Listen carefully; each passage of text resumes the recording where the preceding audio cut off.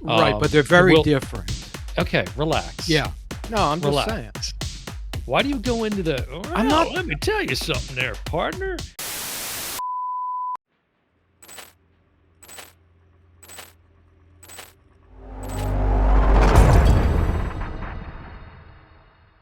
Welcome to the O Brother Podcast. I'm your host, Dan Smith. Alongside me, as always, my brother from the same mother, Mike Smith. How you doing, Dan? It's the review that almost didn't happen. Yeah, we're going to be talking about Killers of the Flower Moon, the latest Scorsese film, which we did a first look on this about 6 months ago. Yeah. And so it was like in the summer time. Mhm. And, we, of course, didn't know anything about it. Took a look at the trailer. And there was some comments about the length of the film, and 3 hours and 26 minutes, which nothing new for Scorsese. No, The Uh, Freshman was 4 hours. The Irishman. The Irishman, Freshman. Wow, that puts a whole new spin on the Yeah, like freshman. All right, so we talked about that, and we were both pretty struck by the trailer. That initial yeah. kind of reaction to it. We didn't know anything, admittedly, about the story, the Osage tribe, and any of the events that took place. That, of course, the book by David Grann is based on, and then the film is adapted from the book. Right, but they're And very different. okay, relax. Yeah. No, I'm just Relax. saying. We're No, just not all getting that warmed up excited. here, folks. You are. You got your books and your notes everywhere, and you've got your, it's I can tell No you're need raring to go no need for an because it gets. F-bomb. I'm trying to lower my my Your my chair? my height so it doesn't seem so unbalanced. But and then if you would not slouch as much, we might be about even. There you go. I'm Mike not sitting up really straight. slouching. You would totally. You don't need to lean into the mic that much. Good Yeah, grief. this feels so uncomfortable. Well, This now you're is too far away. Bring in, yeah. I mean, your mic moves, right? You can move your mic close to you. Yeah, well, I've got it right to the edge, and Okay, so listen, let's get into yeah, it. let's So, get stop. Killers of the Flower Moon. So, anyways, we did a first look, and we it was interesting because we had some comments on that first look for some folks that were appeared to be pretty invested in the The story, story, the yes. true events. And there was this. I think they had mentioned, this kind of hope that it would be portrayed in the way that it should be to kind of honor what happened, honor the victim of the events that we'll, of course, talk about as we talk about the film. But right up top, one of the things I want to talk about is, as you said, the review that almost didn't happen because we talked about on the episode we did with Monarch.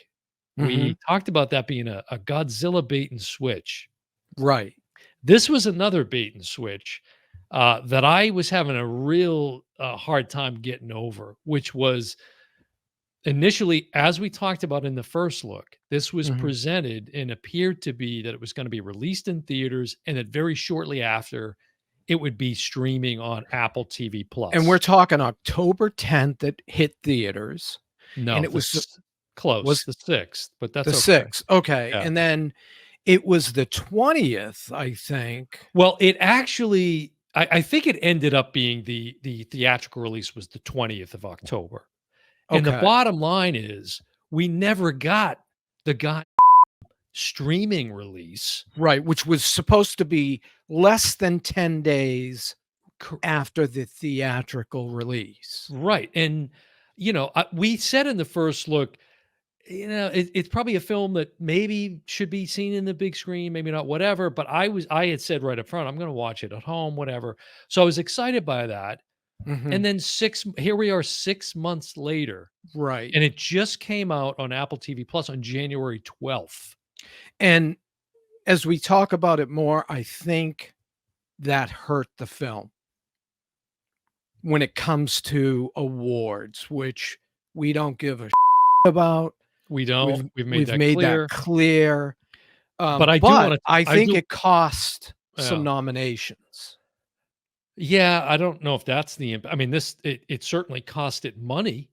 Uh, Well, no, I think that's why they kept it in theaters because it made more money in the opening weekend than they were no, anticipating. it didn't. It actually didn't. it made a little bit less than they were projecting, and then this I think it was like the 2nd and 3rd week, it just continued to kinda slip into 3rd place. So Yeah, it hasn't even made this film isn't gonna make its money back from the theaters it by but a it never long mile. right, but it never was. This is a $200 million S that's what it costs. But Right, for 200 this well, movie hold on. Finish the statement. A $200 million budget, the yes, biggest production that ever been done in Oklahoma, of course. certainly. But anyway, so $200 million budget, but are you implying that they were making this film with the assumption they weren't gonna make their money back? Yes, Okay, because I need to hear well, more about that philosophy. because in order for this film to be profitable, it needed to bring in 5 to 600 million. Now, So they what made the movie knowing they were gonna take a loss on it. well, they had it sold to Apple. So, whether they took a loss or not, we don't know what that deal is. Well, it's a mutual deal between Apple and Paramount maintained the distribution rights Right. because they kinda backed away with once it was 3 hours plus, they were like, "Mm." Yeah. So they went in on a deal with Apple TV. Right. So but I can't wrap my head around this idea that they went in, Knowing it was knowing gonna lose money. I mm, mean, I read this big article about it, and it made what, 150, 160 million a in little less than theaters, 160, yeah, yeah. but it went on to say, for this movie to be profitable, it would have needed to take in 5 to 600 million. So it was never in the theater with the thoughts that it was gonna be profitable. But they did get a lot more out of it from the theater take than they would have if Yeah. they released it 10 days I later. wanna get I wanna hear from the viewers, their Yeah. comments because I can't subscribe to that. That makes no sense. Who would spend all that time and investment on an assumed loss? Well What kind of business sense is that? well, I mean, you've got De Niro and mhm, DiCaprio, 2 of the biggest heavyweights in film, right, and Scorsese. right. The You whole you don't film think they the thought it wh was gonna make over 200 million? I don't think And so. keep in mind, I do, because I just can't wrap my head around that, and you might be right, Mhm. we can agree to disagree, I'll but look for the article. but the other thing, keep in mind, this was getting underway before COVID. Now it got delayed, of course. They didn't end up starting Right, filming till, like, early 2021, I think it was, and but it also got delayed because of The Irishman. They that's were right, gonna talk about that.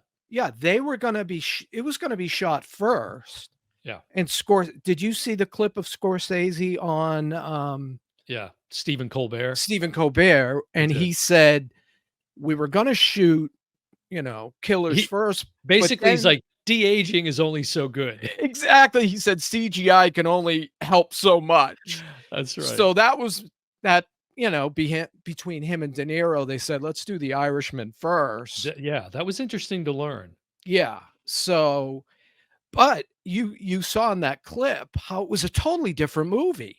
I mean, the book and the That's right. movie are very different. The book is about the FBI and the beginnings of the FBI under J. Edgar Hoover. That's all right. But anyway, it focused and DiCaprio was Yeah, to play Tom, is it Tom White? Tom White. Tom White, who That's right. was the lead investigator for the brand new FBI, right? Yes. Nobody knew in fact, I don't think they called it the It was the FBI. Bureau of Investigation. Okay.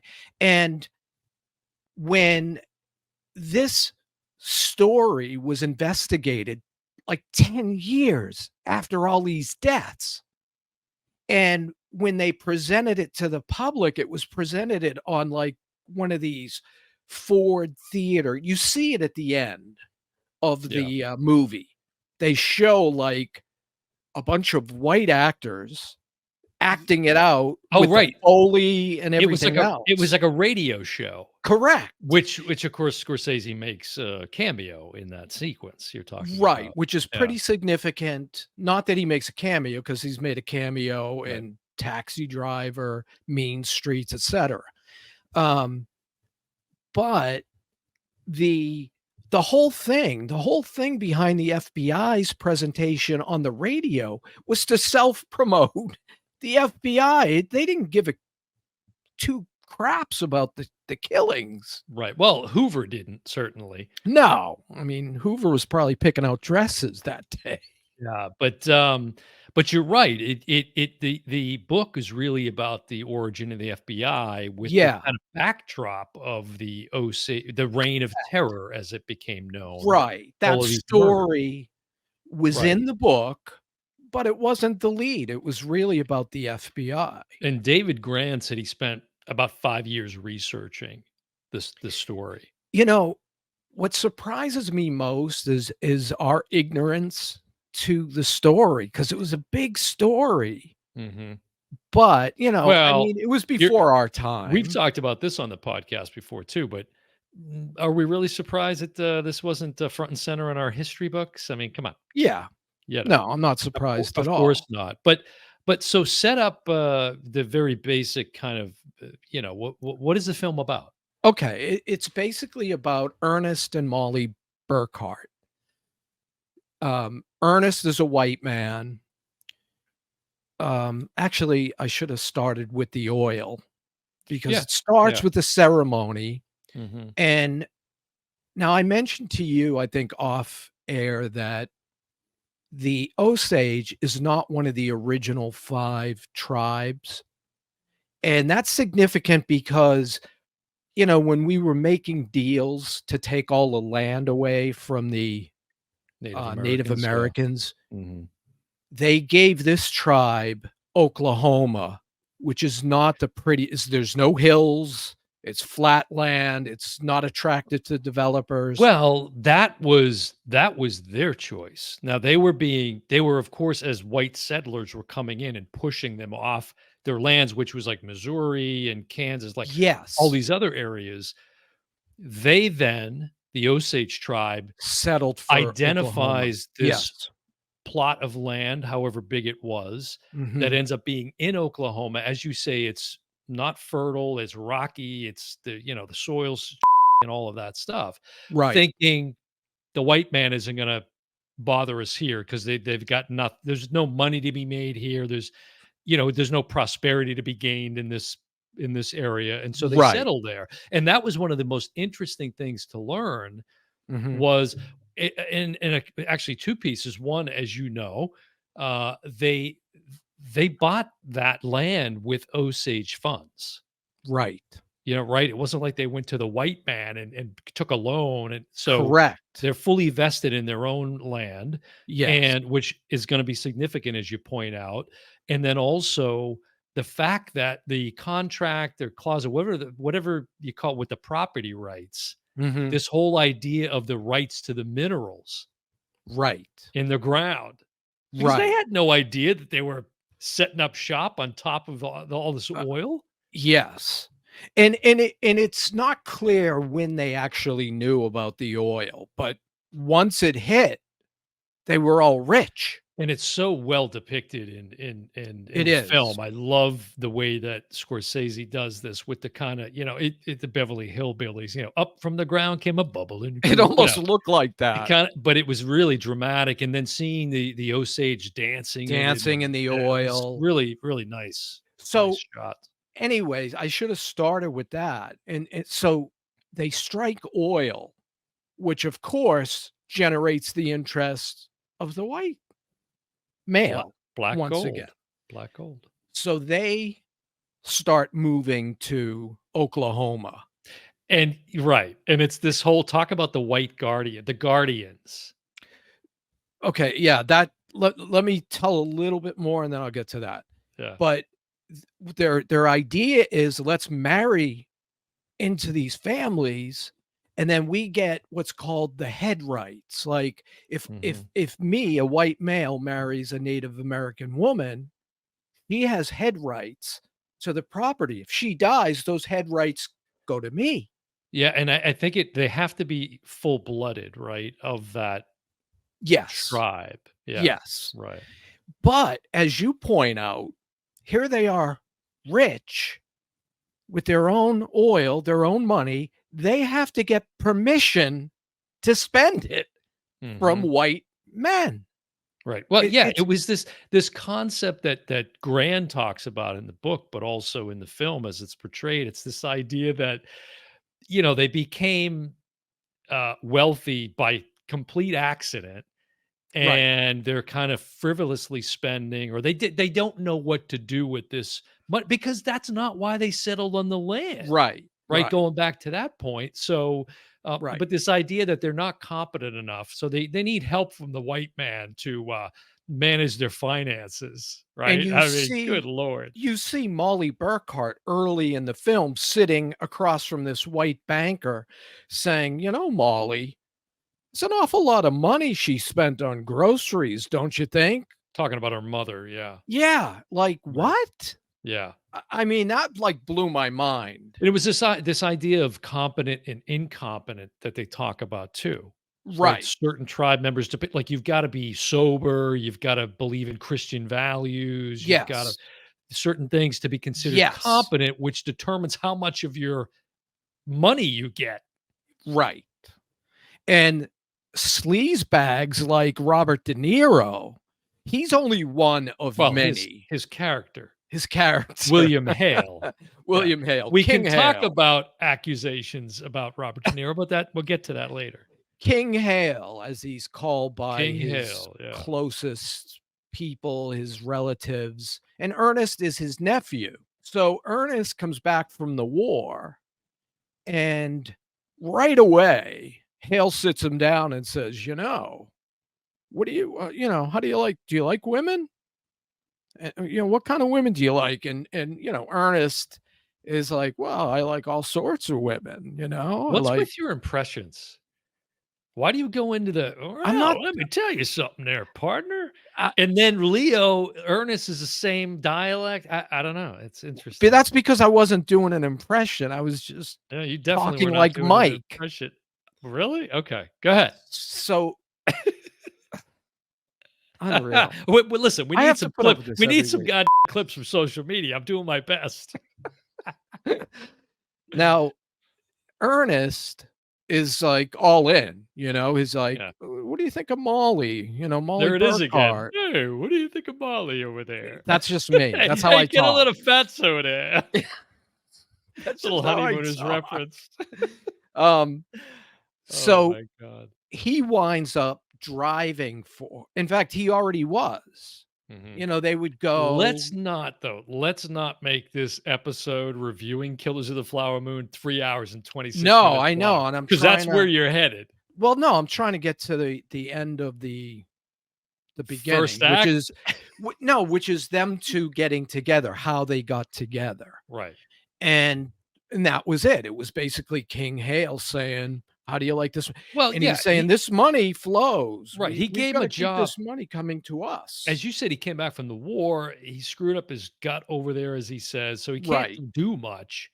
So he gives him this job basically as a taxi driver, as a no pun there with the Scorsese De Niro reference, but yeah, he gives him this job as a driver, and that's like you said, that's where he encounters Molly, and then they start slowly kind of striking up a Right, he's relationship. flirting. "I don't know Yeah, what you but he said, but he but gets I." right to it. Right, oh, he doesn't waste a minute. He doesn't wait any time. "Why aren't you married?" Right. Why And aren't she you married? says You got a something. great house, you got this, that, and the other thing, and as a man, I wanna know why you're not married." And then, like, cut to 2 minutes later, "You're gonna marry me, Molly." And it's like, Yeah. good Well, lord, it the was balls in the sky. I know, and he and she said something in Osage, and he said, "I don't know what you just said, but I think it's Osage for handsome devil," Yeah. as he's referring to himself. Now, Right, right. I think this is Leo's best performance Ooh, I've ever seen, okay. and he's not even nominated for an Academy Award, which stunned me. Yeah. Lily Gladstone, also fantastic performance, and Mhm. I'll fall over if she doesn't win. So, alright, so the film, again, I think you set up the gist of what it's about, right? Yeah. And it really is this kind of fascinating, although in my opinion, I think it was overdone in many ways, and I'll talk about it. But this whole idea that, in fact, I was listening to an interview with David Grann on a podcast, Mhm. and it was actually last year. It was like, I think shortly after the film came out or just before it got released. Mhm. And he was talking about he went to a museum of history, the Osage, about the Osage, whatever. It's Mhm. and he befriended this uh, individual there who ran the museum, I guess, and so she curated the work there, and one was a picture of the Osage tribe, Mhm. and it's this big kind of picture, I guess, that was there, and there was a piece of it that was cut out, and Mhm. he had asked about, where's the missing piece there? And I guess that they go on to explain that, the devil was standing right there. And it was one of the white guardians in the Sure. photograph who they later learned, of course, was complicit in these murders. Right. And that's what was so striking about the film, I think, and this idea. I mean, Ernest and Molly is of course, the perfect example of that, right? It's like this like love affair, but yet, he's preying on her at the same time. Like And that is that's he's some dark shit. killing He's her murdering her family. family, right? And is he murdering her? Right? That's kind of Yes. like left for interpretation. It's not I don't think so. really. After seeing it the second time, I don't Mm. think there was anything left to interpretation. Yeah, because He she's told King told him, yeah. "Add this to the, Well, talk about insulin." She the has Osage. diabetes. She has diabetes, and as Hale's character says, they were sickly people.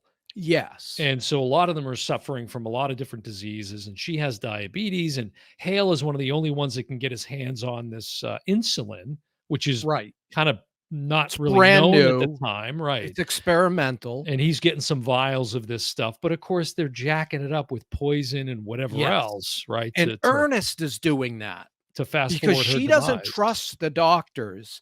She wants Ernest, her loving husband, to give her the The medicine, and it one turns out she should he's trust the spiking least. it. I Yeah, know. yeah. He's But literally involved in killing her sisters. didn't you think there was a scene towards the end where he's, administering this to her, Yeah. and he's dumping some of it, Yep. and then he's drinking it, I thought at one Yes. point, like, was He he did. trying to kill himself or something? I thought I he might have been having there was a moral dilemma going on there with him maybe. I think there was, because I think Ernest loved Molly.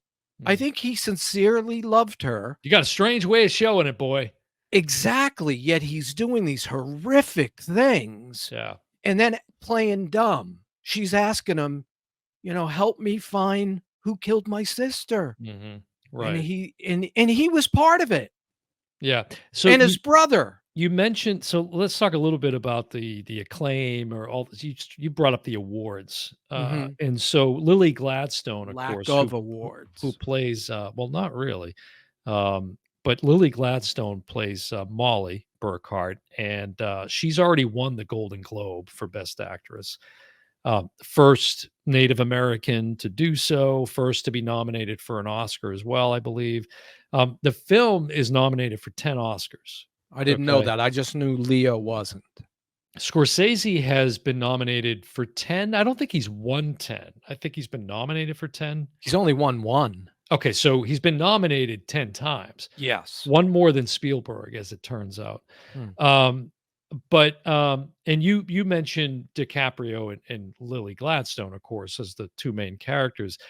Um, I I went back and watched our first look, just Mhm. as part of kind of going back and what did we talk about then? And I got to be honest with you, I was almost more satisfied watching the trailer again than I was watching the film. I agree with those that criticize the length. I don't think this needed to be 3 hours and 26 minutes long.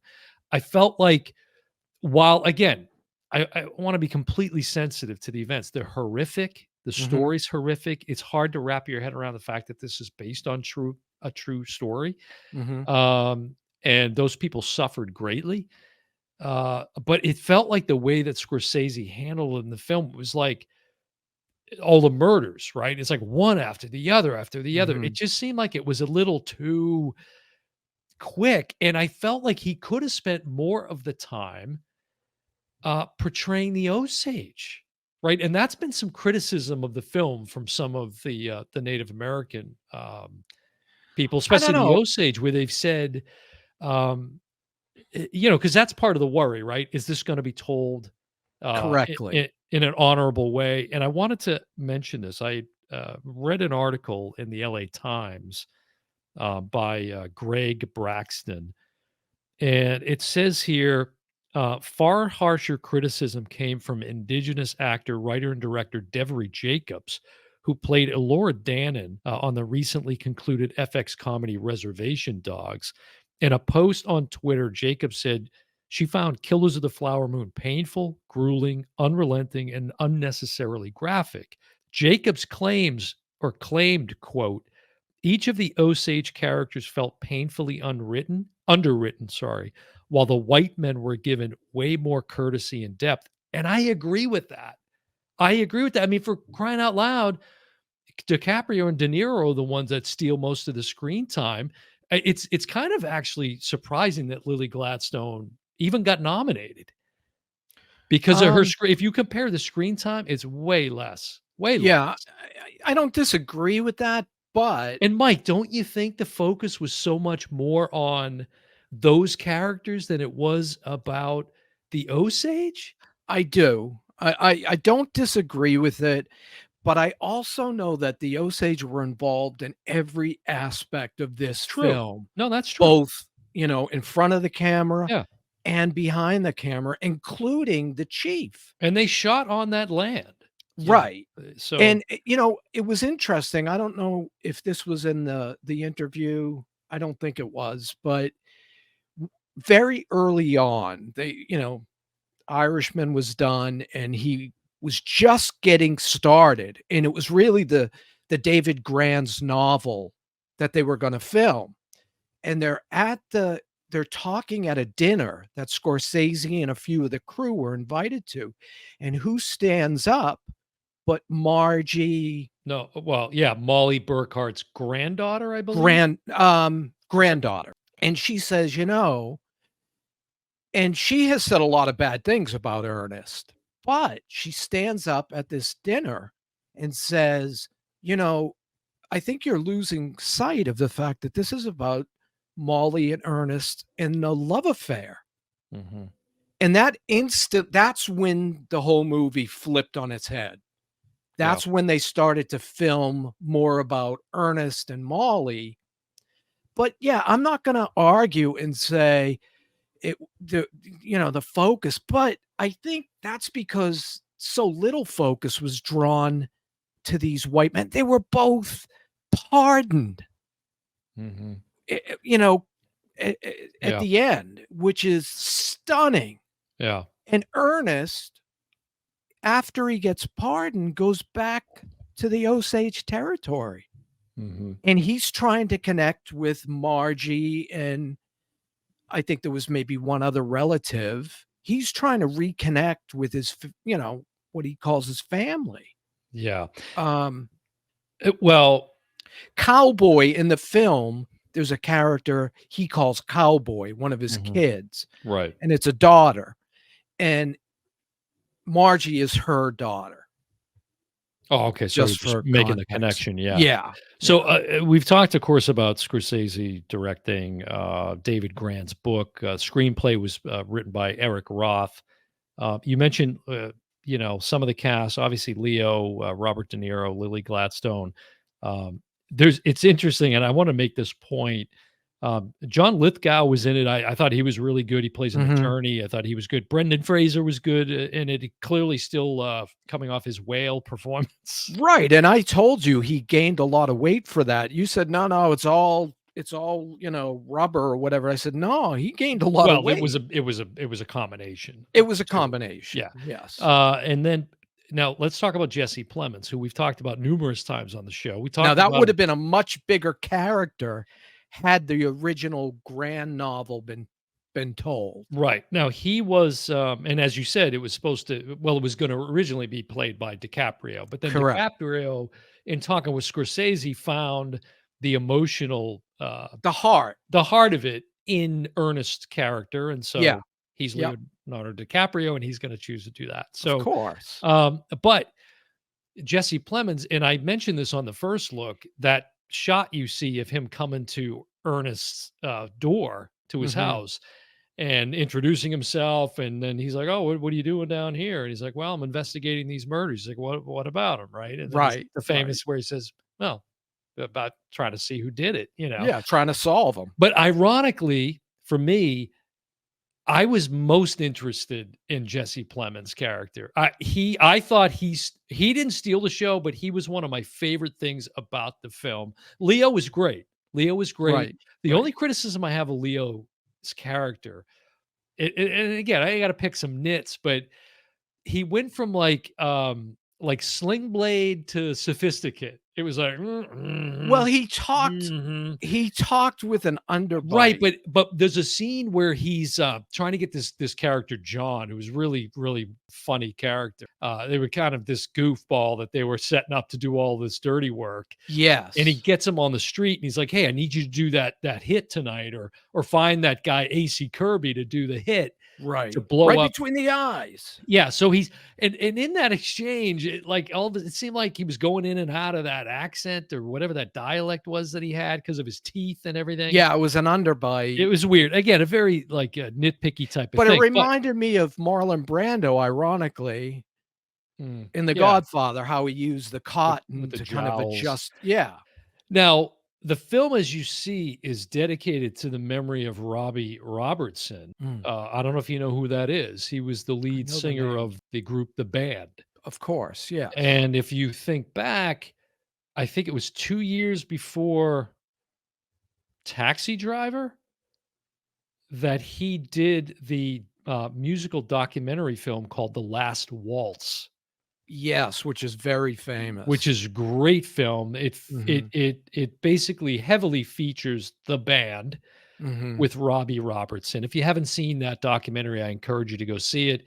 Van Morrison is in it, Joni Mitchell, all these legendary Scorsese musicians. also did, And Scorsese directed it. So yeah, clearly he and Robbie had remained friends over the years. yeah, Robertson's done the scores for a lot of his film, a lot of the right. music for his film. And of course, he did the music for Killers of the Flower Moon. He died just a couple months before the film came out. He Hmm, dedicates the film. But what was interesting is there were so many musicians in this film that I'm sure you had no clue were in it. In right. fact, the character AC Kirby was played by a musician named Pete Yorn, who I've liked for a long, long Yeah. time. But look at some of that. Jack White, who you like of the White Stripes, I love Jack White. he was in it. Jason Isabel, very popular. He played Bill Smith, big Who was character. a buddy to Ernest, and then Ernest kills they no, they really didn't get along. Bill Smith is the one that married Yeah. Molly's sister, and then she died, and And a then he, week later married his other yeah, her yeah. other sister. Charlie Musselwhite was another legendary musician that was in the film. So that was kind of Yeah, interesting. But music-wise, you could talk circles yeah, around and I liked me. it. I liked the music, this kind of Yeah, blend of, music of that time, but also, a lot of percussion. yeah, and the Native American kind of, Now, music that you was know, underscoring. I wanna read something that like Scorsese often does, he uses narration. It Mm, starts off with Molly narrating a lot of the deaths, you know, whatever name she would say committed suicide. When you see her get well, popped and most of then them most of them, she would say, "Not investigated." not investigated. But, one of the things in the first look, I was like, "What is a flower moon? I don't Oh, you're gonna know." tell? Okay, good. And I wrote it down verbatim because it Yeah, was put it out so good because there. Mhm. it's, um, it's Leo narrating it, and at the same time, Scorsese showing it. So it's Yeah. really it stuck out to me, but this Mhm. is a flower moon. When tiny flowers spread over the blackjack hills and the prairies. It's as if Wakanta, which is God, Wakanta looked down upon the earth, smiled, and sprinkled it with sugar candy. And as he's narrating that, we're seeing it. And it was Mhm. Well, probably and David Grann does a really nice explanation of that on that podcast interview that I listened yeah, to, because the Osage had this, tradition of naming the different moons, right. and so, and then fire was, father, and they had all of these names, Correct. and so for each of the months, like, for example, May was the flower moon. And as you Right. point out, there were these beautiful flowers, these little flowers that would blanket the hills. Like But then purple. but then during that time of year, when the flower moon came, Yeah. these bigger, plants and flowers and things would sprout up and overtake those small, beautiful flowers that you described. Mhm. May is also when the first murders occurred, and that's why he called it Killers of the Flower Moon. So Hmm. I it is didn't know pretty that. brilliant, Yeah. and as you described, I love the way Scorsese Shows is it. portraying it while it's being narrated. But see, there's another thing. I think the narration could have been, much more from the Osage point of view, I agree. right? Here's So let me get this straight. You don't have a problem with the runtime. You have a problem with the way it was divvied out as far as yeah, how like I who got no, screen time and who yeah, didn't. remember I said to you, I'm just gonna watch it in one straight viewing. That didn't happen. I ended up, spreading it over a couple of nights, but, yeah, I didn't feel super long. I just was disappointed in the way that, the characters were portrayed. I thought that in fact, Molly, I wanna talk about Lily Gladstone a little bit, right? And Mhm. this is gonna be very controversial, but, um, I honestly I didn't think that she gave a performance worthy of winning the Oscar. Wow. Maybe the Golden Globe, but if you look at who else is in the category, and again, I could care less about the awards, Yeah. uh, but it really fell flat to me, and here's why. When you first see her on screen, Mhm. right, she seems like this very strong, powerful woman, smart, like all of that, right? And there's Mhm. certain things her character says in the film, like, I should kill these white men and that are murdering all of my family. She eventually goes to DC. Yeah, and she does make an attempt to seek justice, Mhm. but I wanted to see her really rise up to rise, and I didn't feel that was happening in her character. It felt like very quickly she became much more meek, in my opinion. Now, granted, midway through, she's, like many of the tribes, sickly, and she's dealing with diabetes, and she's not getting Correct. proper care. But that just really bothered me. That it See, bothered me. I don't have a problem with it because of what you just said. I felt like right from the jump, she had diabetes and she was cheating. When you're a Mhm. diabetic, you're not supposed to eat sugar and stay away from, sweets. Right. And there's one scene where she's at the doctor and Leo rats her out to the doctor and says, "Tell him about the taffy. You ate some taffy today." You know what I Right. mean? So I think she was sick early on, and then she's getting poisoned for the Mhm. last half of the film. Yeah. And I thought they were different. Those were, she played Yeah. like But different I versions. stand by, it's not an Oscar worthy performance. It's just not. And this is a really nitpicky thing. I just want to bring it up because I want to get your take, and I'm absolutely 1000% positive you didn't see this, Mhm. but I watched the film like one and a half times, let's call I it. watched it I kind of twice. skimmed through the second time, but there's the scene early on when they really kind of have a moment together. They're in her house at the kitchen. It's where the poster for the film I know, they're is sitting on the from. same side of the table. Correct. Yeah. And Mhm. there's a storm that comes, and Yes. she says we need to be quiet for a while and all this. Well, Right. before that they're sharing a cigarette. Yes. Okay, and Scorsese pushes in real tight, right, on really the both of them. as it kind of Mhm. goes back and forth, right? And this is where he's asking her, why aren't you married and all of this stuff. Then he's smoking a cigarette. And she's smoking a cigarette in one of those stems, Yeah, the right? holders. Yeah, And it's really the shot is so tight on DiCaprio, and then her hand holding the cigarette in the right. filter, it's very shaky. Hmm, And so I'm sitting there thinking, look at if I'm sitting across from one of the most acclaimed actors of our generation, right, and she doesn't have a long resume in film. She's done some films, sure. right. But not a long resume, certainly but she's sitting across from, and I just wondered if she was, there's some nerves that go on there on set. And I don't it think was kind of so. like I mentioned when people die and you can see Right, them, the the flicker eyes of the eye. fluttering, which Yeah, can we give it up to our production team that actually found that shot and showed yeah. it in the Fargo episode we did? It was Yeah, amazing. if you haven't seen the Fargo Yeah. episode, But go watch I'm that. not It's saying the awesome. shaky hand with the cigarette is why she shouldn't be nominated. I Yeah. just felt overall, but you telling me that Scorsese couldn't have dedicated 30 minutes of that film, 45, an hour solid of that film, telling it from the perspective of the Osage? Because it really wasn't. What about her sisters? I mean, all we find out about Rita, she's portrayed as this floozy that goes about town, Loudmouth. sleeping, loudmouth, drunk, What and about the then scene you don't where hear anything from her other sister, basically. right, what about the scene with, DiCaprio saying, "Hey, we're pregnant," or no, they find out the sister who they shot was pregnant, Mhm. and King Hale's like, "Was it you?" Right, To Ernest, "Me?" right.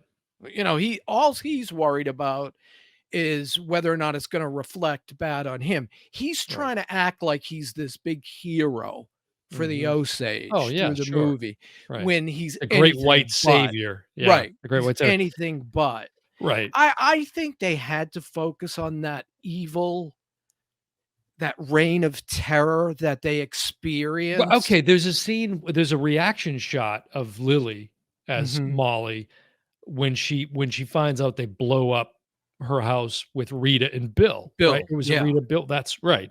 And, that's a good couple of second shot of her just Mhm. breaking down and losing it, because you think all the stuff that she was going through is just it's hard to wrap your head around all of the murders, And all of her one sisters. after the other, and then her mother, her poor mother's ailing, and, Yeah, but let me this I have to talk about this before we wrap up, okay. and this is where I felt a little redeemed for me, when it comes to The ending. portraying the Osage. No, the Okay, Osage, okay. and I almost got this wrong, and I kept digging and digging until I found the proper character and the actor that I wanted to pay Mhm. tribute to, because I just thought this for me was the best performance in the entire film. And the actor's name is Everett Waller, and he plays a character named Paul Red Eagle, a real life Osage, who was chief Yep. of the tribe. No, he Right. this there's a scene, of the tribal council, okay? Yes. When After he's all these when murders, yeah, and there's the okay. tribal and all the tribes are there. They pull in all these different tribe representatives that are there, and there's a chief, Bonnie Castle is one character, but there's this character, right, Everett Waller, The and he's main talking about speaker. yes, and he's saying, when the money comes, we didn't know it was gonna come with all this other evil. This is our homeland we came to. Yeah. Yeah. Why we put our children here is because Mother Earth allowed us here. Yeah. No one takes us off of this earth until God calls us all home. Yeah. And we've got to realize that, but we've also got to realize this evil that's come here. You have something it wants.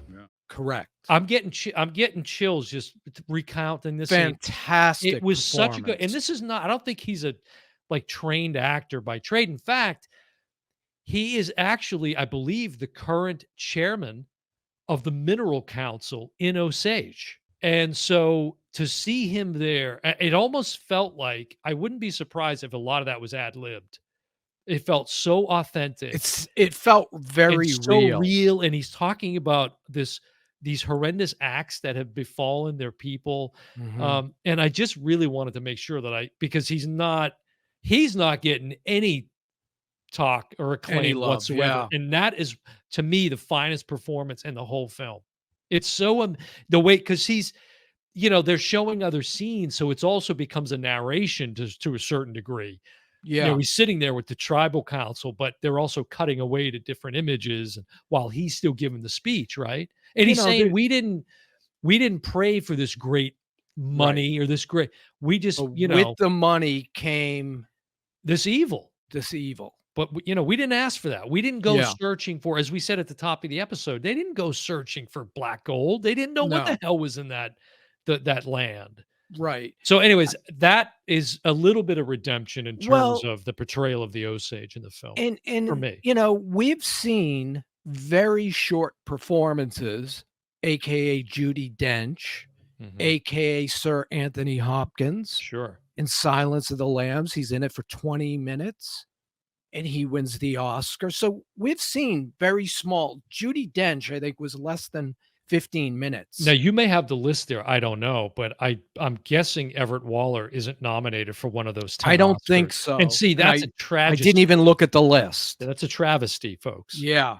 Um, and the last thing I want to say is about the ending and Yeah. how it's portrayed, because they portray it, I think, the way of of David Grann's novel, where it's a radio show being performed by all white men. Okay, that wasn't a mistake or an accident. And one And of then, those is Jack White, ironically. oh, okay, so that's where he was in. And then Molly's obituary is read by Scorsese. And it's no accident. He says her Is obit, you and obit. yeah, obit. And he says, um, he describes it, but there's no mention of the murders in it. It's like all these white people, and they talk about her death Mhm. and don't talk about all this horrific death that surrounded her. Right. And that Right. was done on purpose Yeah. Yeah. to accentuate that. Yeah. But I don't. I really liked the movie. I do think it could have been tighter, but I see your point. I totally see your point where we should have seen more We should have. Native American stuff. And I think it just goes to show that we're still not ready for that. Yeah, even though Scorsese I was was ready for that. even though he was very much ready for that, and that final sequence was all about that, was all Mhm. about focusing on the white male. I mean, Yeah. they had literally um, actors do portraying Native Americans instead of, but he Right. did that on purpose to make a point. Mhm. But I think, honestly, this is maybe Scorsese's best film. Yeah, I don't agree with, well, I don't know. I have to ponder that for, That. well, it's a little bit of mixed review here, I think, on Killers of the Flower Moon. I think I Yeah. was more disappointed for a number of reasons than you were. And I knew, and I resisted. I was really resistant, as we didn't even pay that off at the beginning, but I was resistant because I was so aggravated about the bait and switch Yeah. with Apple You TV. weren't gonna I was like, "F this review movie." this. Yeah, I said, Right. "F it. I'm never gonna see this movie." And then, I was gonna say at the beginning, this almost didn't happen because Dan didn't want to see it out of spite. I know, but I'm glad I did. I'm glad, and look, I have no issue with the directing. I have no issue with the score. I have no issue with. I mean, there were many good performances in it, and I'm not Mhm, saying like Lily Gladstone wasn't good in it. I'm not saying that, mhm, and of course Leo was good in it, but mhm. I don't think that it's. I've seen better performances. Right, and De You know. Niro, I mean, I think this is one of his better And I wouldn't even performances. fault Lily Gladstone. Again, I think it probably has more to do with the amount The of screen time she script. was given to work with, Yeah, the and script. maybe the writing of her character, what have you. I just Yeah, think it was, as that article said in the LA Times, and that person that was quoted said they were underdeveloped. They yeah, were this should have been split right down the middle, and it definitely yeah. was not. It definitely was not. It's hard for me to argue that, although I think it took a lot of time to show all of this reign of terror that's always mentioned in the book. Yeah, and I stand by my De Niro criticism over the years on the podcast. I've made some controversial statements saying, I think he's a bit overrated. But And this but he was certainly good in this. wasn't one He of was them. good in Yeah. this, but there's still, he can't shake the De Niro-isms, that little bit, little bit. It's See, I think none but of it that was was way there. it was much better than the Yeah. typical, for someone who's critical of him like me. Right. I But thought he's it was he's great. not got a great reputation out there. Like I've heard Well, so many people recently talking about not a real good guy, it sounds like. Like I've heard other things. not super friendly. I can't speak to that. I don't know the guy, but and I wish the film had tugged a little bit more at my heartstrings. But the story is one that needs to be told, even if this is the telling of it we get right now. But I Right. would encourage folks to go and educate yourself a little, as we did. Yes. And there's still much more education and things to learn Correct. about the story. But go look at some of the documentaries that have been done on this, and listen to David Graham, read the book. And I briefly mentioned it because at the end of the movie, when the trial is taking place of King Hale, yeah. Ernest gets up and rats him out, and then he meets with the lawyer played by Brendan Fraser. Brendan Fraser, and all of a sudden he changes his testimony, flips it, Right. and then he flips it again Yeah. because I think the guilt. Right. But again, they were both pardoned by the governor of Oklahoma, and Ernest lived to 94. He died in 86. Mhm. So that was 2 decades of freedom he should have never experienced. Yeah, and who knows what the quality of his life was like at that point in terms of like psychologically. I don't know, but we have an aunt. Shout out to our aunt Willa who lives in Oklahoma. That's right. I actually reached out to her and said, do you have any experiences with or know anything about the story, or any encounters like that relate to the Osage people or anything like Yeah, that? And she, the only knowledge she had of the film was really when they were there, shooting it. filming it. Yeah, Yeah. because she lives a couple hours east Okay. of that area. So, but anyways, well, there you go. Killers of the Flower Moon. It's in the books, so you can't I say say we go didn't. see it. It's a great movie. It's I wouldn't pay to definitely go see it. I would say Oppenheimer and Killers of the Flower Moon are neck and neck for Best Picture. And what's geez, I just blanked on his Cillian Murphy. Cillian Murphy. Much better performance in my opinion, but that's just Yeah, me. I don't know who was nominated and who. I know Cillian, of course, was, Right. but he didn't win like the Screen Actors Guild. It went to Paul Giamatti. Yeah, So Paul Giamatti's like for the yeah, holdovers. that's right. That could throw a wrench into the whole It thing. certainly could. Like we care. Yeah, I know. All right, well, that's gonna do it for the review of Killers of the Flower Moon. Don't forget, check out All Things Oh Brother. You can go out to our official website, which is OHB as in brother I podcast.com. don't think your mug has this, does it? Yeah, but it doesn't. I just realized it doesn't have the damn website on it. But you got the Instagram, which is at OHB Podcast, Mhm. and out of the Instagram, you can get the link tree to all of our other platforms and channels, including the YouTube channel. So if you would, please go out and support us on YouTube. Subscribe to the channel, give us a thumbs up, like our videos, trying to get the show and the episodes out to more and more people. And let us know what your thoughts are on this episode and the film. Drop some comments. We want to know what you think. Especially if you're Native American, I'd like to hear from people like that critic and where on- was it, LA on the- Times. Oh, right. Yes. Yeah. I'd like to hear more of what she has to say. I'm going to read that article because Yeah, I didn't see it. I'd like to hear anybody's comments on, like I said, the film or the story itself, or anything Yeah. related to this. So, drop us a comment on YouTube. You can also listen to us wherever you get your podcasts. But that's going to do it for another episode of the Oh Brother Podcast. I'm your host Dan Smith. Alongside me, as always, my brother from the same mother, Mike Smith, and we will see you next time. Bye, everyone.